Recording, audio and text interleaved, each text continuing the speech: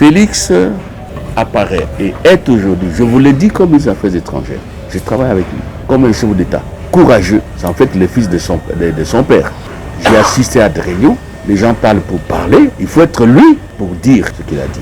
Il faut être lui pour affronter, je ne vais pas faire de la publicité des gens, la bêtise, l'ambition de mesurer, la soif de puissance dans les crimes de ceux que vous connaissez.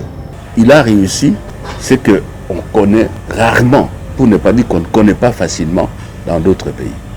Il accède au pouvoir, il n'a pas de majorité parlementaire, par une intelligence politique fine, par une sagesse à l'africaine rassemblement, il est arrivé à nous débarrasser d'un système. Je ne parle pas des individus, d'un système que vous connaissez, système de dictature, un système de prédation avec tous les effets collatéraux négatifs. Et nous avons fait une révolution, s'il vous plaît. Je vous parle comme juriste et je m'adresse aux Kassaïens du Grand Kasaï. J'ai l'impression qu'on n'intériorise pas suffisamment le destin qui est le nôtre. C'est un destin fabuleux. Dieu nous a gratifiés de ce destin-là. Nous sommes au centre de la République. La centralité du Grand Kasaï a des conséquences, je dirais mieux des responsabilités que nous devons assumer. Cette centralité fait du Grand Kasaï le carrefour de la RDC, politiquement, sociologiquement et économiquement. Tous les Kassaïens, je leur lance un appel. Il ne faut pas renoncer à notre destin de leadership au Congo. Leadership, initier, rassembler, le devoir d'exemplarité. Donc, tout Kassaïen doit s'assigner pour l'objectif de la vie, de défendre le pays, de défendre son unité, ne pas être tribaliste, de défendre l'intégrité territoriale et la souveraineté. C'est ce que Félix Antoine Tshisekedi fait.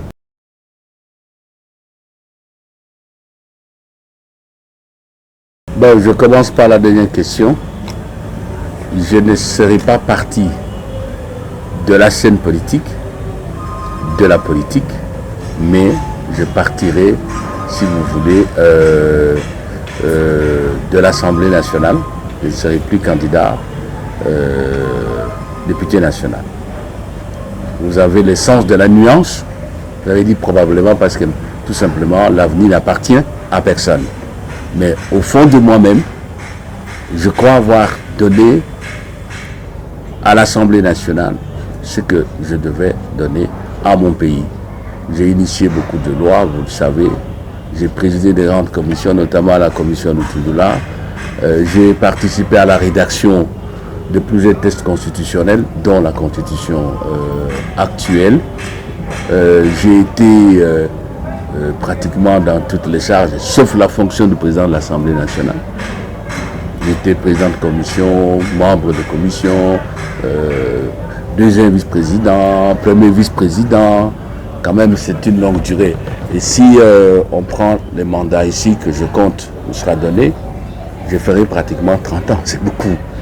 C'est beaucoup, il faut penser à la jeunesse.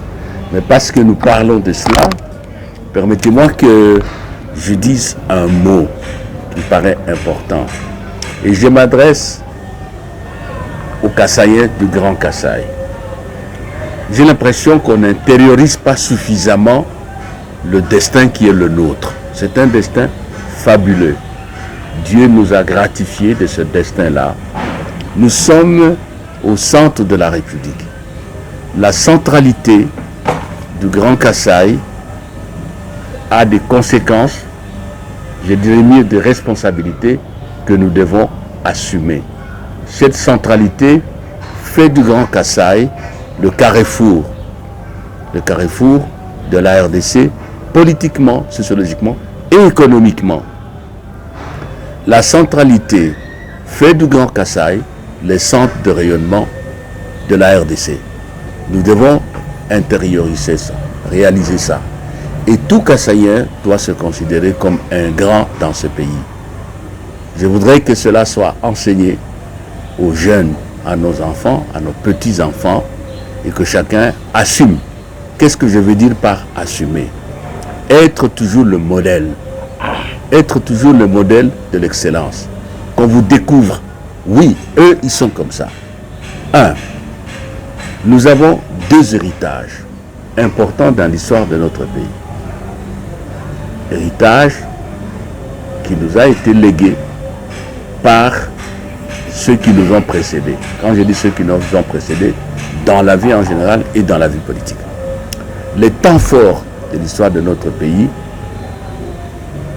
j'allais dire à la fin du XXe siècle, au début du XXIe siècle, c'est quoi? 1958, la lutte pour l'indépendance et l'indépendance à 60.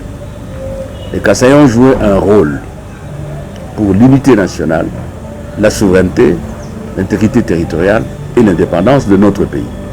Un de l'autre a sacrifié sa vie. Patrice Emery Lumumba, qui disait qu'en fait, la nation congolaise n'est pas composée de tribus, mais de chaque Congolais pris individuellement. Donc, tout Kassaïen doit s'assigner pour l'objectif de la vie, de défendre le pays, de défendre son unité, ne pas être tribaliste, de défendre l'intégrité territoriale et la souveraineté. C'est ce que Félix Antoine Tshisekedi fait, parce que vous avez parlé du bilan. Félix Antoine Tshisekedi est arrivé, le pays affronte une agression pour la énième fois d'un pays voisin. Le pays est dans une phase déterminante pour son avenir. Et le président Tshisekedi, on en parlera quand on va entrer dans la diplomatie, s'est donné à ça et il a gagné. Je vais vous expliquer ça. Il est en train de gagner en tout cas, de ce point de vue-là. Donc il assume cet héritage-là.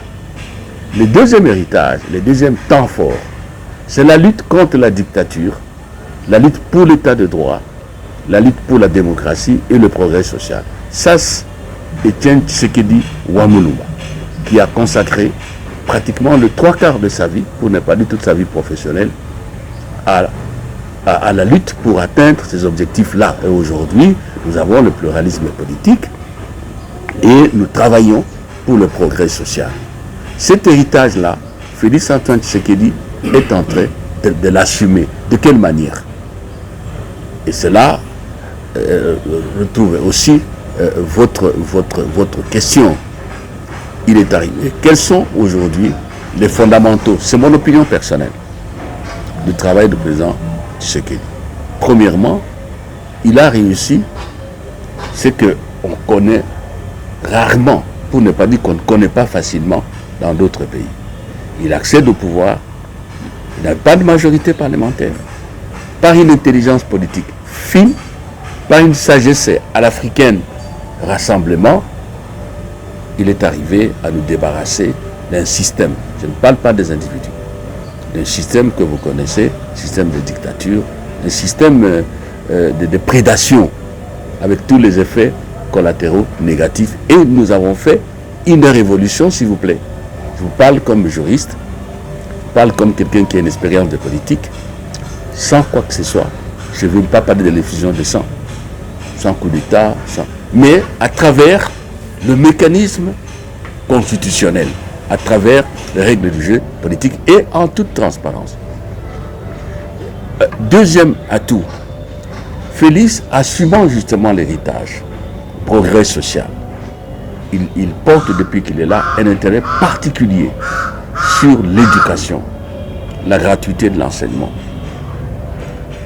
le relèvement des rémunérations des enseignants, la construction des écoles, le programme de 145 territoires, le social, la gratuité de la maternité qui entre dans la stratégie, dans la politique globale de facilitation de santé, de la gratuité si vous voulez en quelque sorte, ce qu'on appelle la couverture santé universelle. Ça c'est le social, ce n'est pas du blabla.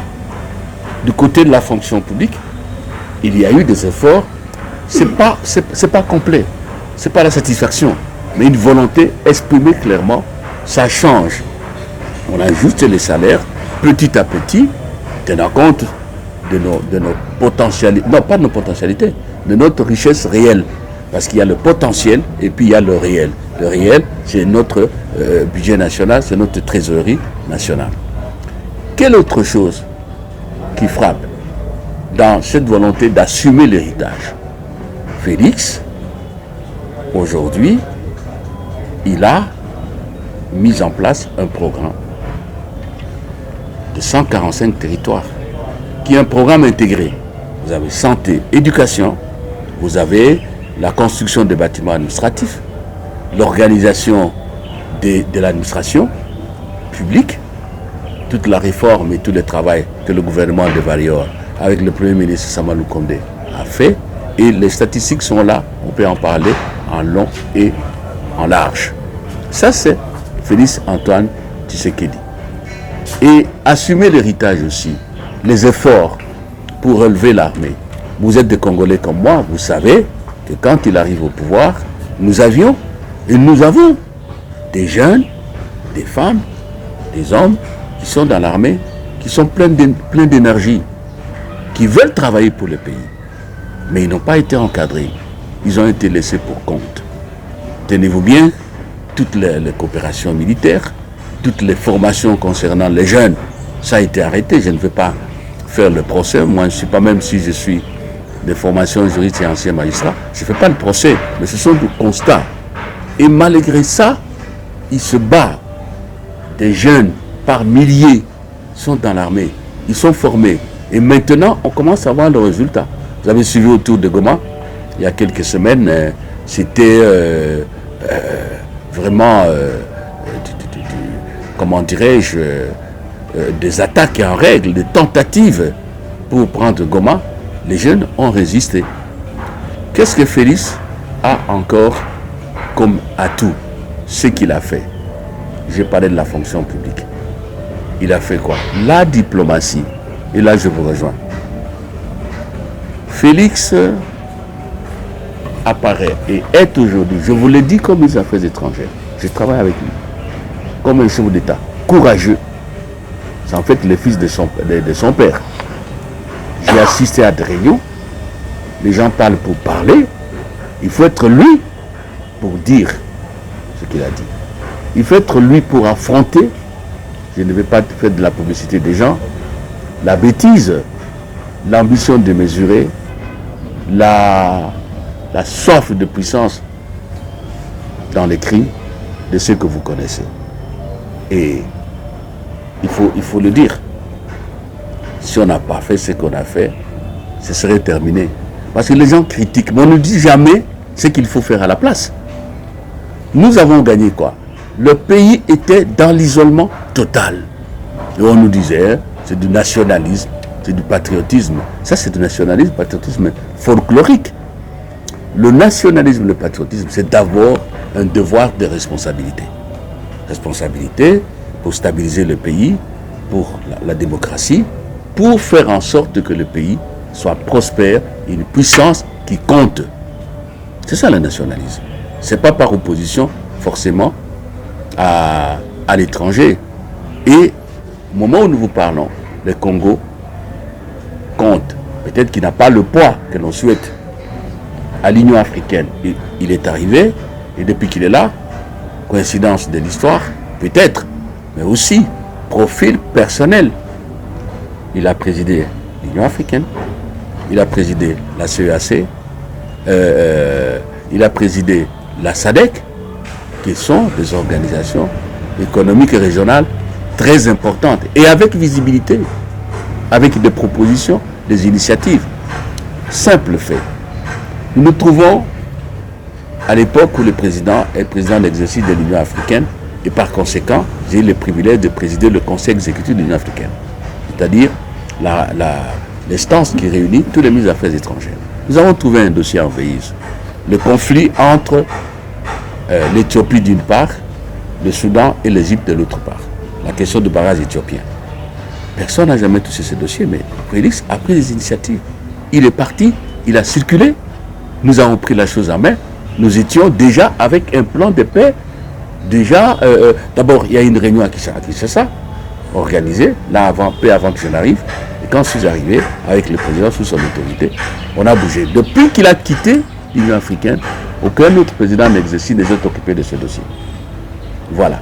Nous avons trouvé un autre dossier brillant, l'admission d'Israël comme observateur, qui allait faire éclater l'Union africaine. C'était chaud. Avec Félix, aux côtés duquel nous avons eu à travailler jusqu'à aujourd'hui, merci Monsieur le Président, c'est un privilège historique pour moi. Nous avons abordé ce dossier dans le calme et ça s'est calmé. Et on peut continuer. Nations Unies, nous étions sous embargo. Pour ceux qui ne le savent pas, c'était depuis longtemps. C'était pratiquement les années 2008-2004. On ne pouvait pas nous vendre les armes. On ne pouvait même pas former les militaires, c'est-à-dire l'assistance. L'assistance militaire n'était pas possible. N'était pas possible. Nous étions isolés de ce point de vue, sanctionnés. Et puis après, on nous a dit qu'on a amélioré. Il faut maintenant déclarer les armes vendues à la RDC, ce qui n'était pas correct parce que quand on déclare, les autres sont au courant que vous avez tel type d'armes, tel type de munitions. Et ça passait comme dans un passoire. Nous avons réussi, avec le président, à faire lever cette obligation de déclaration, cet embargo. Aujourd'hui, nous achetons les armes comme tout autre pays au monde. C'est important. Aux Nations Unies et dans le monde, ceux qui défendaient le Kagame, le président Kagame, qui le soutenaient en tout, armes, argent et tout, mais ils ont changé de perception. Il y en a qui continuent, c'est le droit de chaque État. Mais au moins, on a compris que c'était du crime organisé. Sur le plan économique, le pillage, sur le plan humanitaire, nous avons aujourd'hui plus de 5 millions de Congolais déplacés, et sur le plan sécuritaire. Et ce sont les mêmes-là qui demandent aujourd'hui au président Kagame et à son pays de dégager le Congo, de ne plus soutenir les soi-disant M23. Ça ne se gagne pas facilement. C'est un homme qui a exercé un leadership et qui nous a amenés là-bas. Sur le plan diplomatique, aujourd'hui, aux Nations Unies, restons encore un peu là-bas, nous sommes en train de régler un problème qui était chaud. Vous le savez, l'affaire de la MONUSCO. Et la personne qui vous parle est mieux placée pour parler de cela. Il n'y a pas longtemps, on a signé un nouveau plan de retrait accéléré de la MONUSCO pour nous permettre, comme l'a dit le président devant le Congrès, s'adressant à la nation, nous permettre d'assumer totalement la responsabilité de notre souveraineté, de notre indépendance, de la protection de l'intégrité territoriale et de continuer. Ça, il faut avoir des idées, mais avoir du dynamisme et du courage. Félix, là, vous avez suivi ce qu'il a dit à Brazzaville dernièrement, s'adressant à ses pairs africains. Ce n'est pas n'importe qui peut le faire. Sur le plan diplomatique, nous avons perdu un leadership. Vous ne vous en apercevez pas. Le bassin du Congo, c'est d'abord la RDC, n'est-ce pas? Avant le Gabon, avant le Congo-Brazzaville et avant tous ceux qui sont autour du bassin du Congo. Mais nous étions absents. Félix arrive avec le gouvernement de Varior, dirigé par Sama Lukonde Jean-Michel. Nous avons repris. Nous avons conclu des accords avec le Brésil, avec l'Indonésie, et le leadership en matière de lutte contre les changements climatiques. Nous sommes là. Nous sommes présents aujourd'hui. Aujourd'hui, dans ce domaine-là aussi, le Congo est accepté comme le pays solution contre le réchauffement climatique. Ça n'a pas été un cadeau. C'était un travail qui a été fait. Et les gens racontent que voilà, par exemple, on a confié la défense, la sécurité de notre pays à des armées étrangères. Mais dis donc, on est Congolais, on ne l'est pas. Est-ce que vous connaissez depuis 1960 une guerre que la RDC a gagnée seule? Ça n'existe pas. C'est pas bon, mais il faut avoir la mémoire de l'histoire. Nous n'avons pas la capacité de réécrire l'histoire, c'est-à-dire de changer les faits tels qu'ils se sont passés, mais nous avons la capacité de tirer des leçons et d'imprimer à l'histoire un autre dynamisme. C'est ce que le Félix a fait. Et à l'époque, quand ça a éclaté, il y a 2 ans, mais absolument, il fallait faire jouer la diplomatie. C'est ce que nous avons fait. Voilà, aujourd'hui, on avance. Nous avons demandé à la force régionale de l'Afrique de l'Est de dégager, parce que tous les Congolais, nous sommes tous unanimes, que ça a été quelque part, je ne vais pas dire une trahison, mais un échec parce qu'on n'a pas respecté ce qu'on s'était mis d'accord.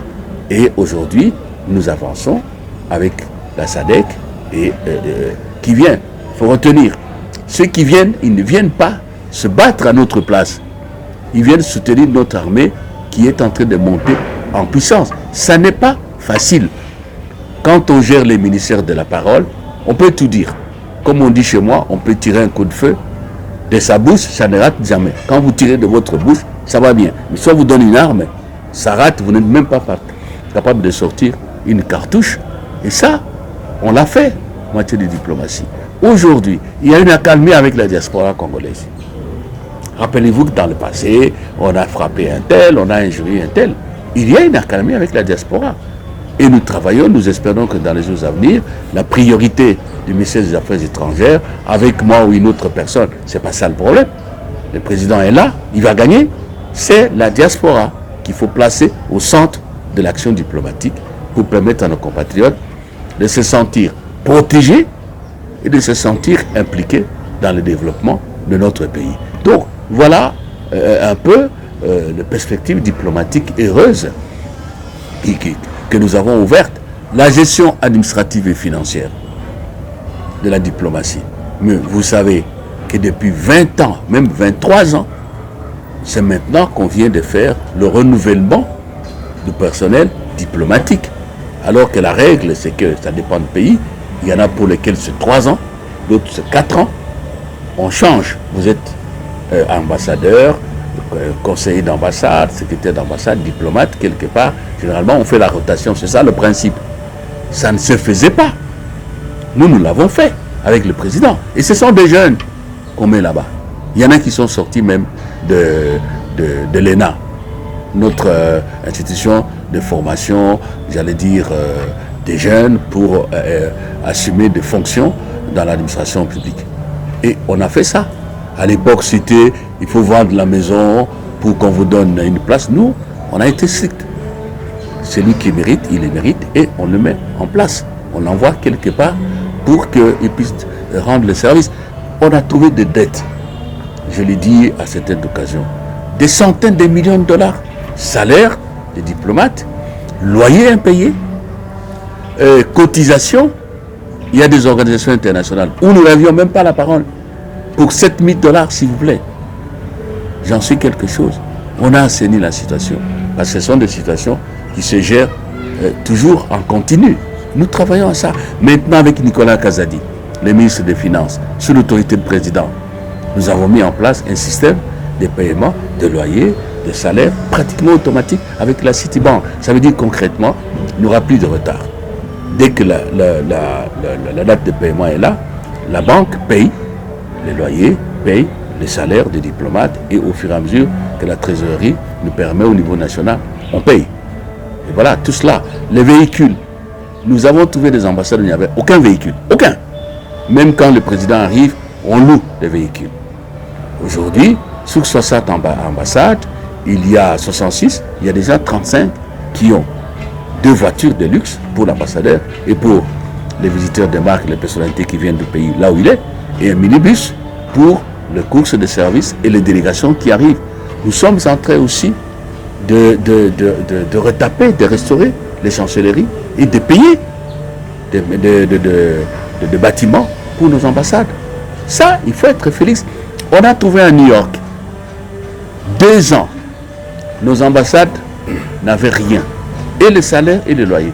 Pour un problème, une dette qui concerne l'ASNEL. L'affaire était en justice. Et le président s'est mis dans l'affaire, il m'a donné des instructions. Ça a été réglé. Ces gens ont récupéré leur salaire. Et je peux continuer la série. Donc, nous travaillons avec le chef de l'État. Nous avançons. Et le Congo aujourd'hui, s'il n'exerce pas le leadership international, il compte au moins pour l'Afrique, il compte aussi sur certaines questions spécifiques. La femme, vous savez que le président a été déclaré champion de la masculinité positive par l'Union africaine. On y est. Alors voilà ce qu'on a fait. Voilà également, si vous voulez, les raisons pour lesquels les Congolais doivent soutenir Etienne. Les raisons pour lesquelles, parce que j'ai commencé par là, tous les Kassaïens, je leur lance un appel. Il ne faut pas renoncer à notre destin de leadership au Congo. Leadership, initier, rassembler, le devoir d'exemplarité. D'exemplarité. Même le plus petit Kassaïen qui naît aujourd'hui, il faut lui apprendre cela, qu'il est dans sa tête, qui doit être un modèle, qui doit assumer notre destin au centre de la RDC, qui doit assumer l'héritage, le double héritage national, nous laissé par Patrice Emery Lumumba et Félix et Étienne Tshisekedi Ouamounouba, qui sont les personnalités parmi les plus marquantes de notre pays. Et enfin, moi je ne crois pas aux fétiches, mais je crois à la force des esprits. Regardez un peu là. Le vote, le 20 décembre.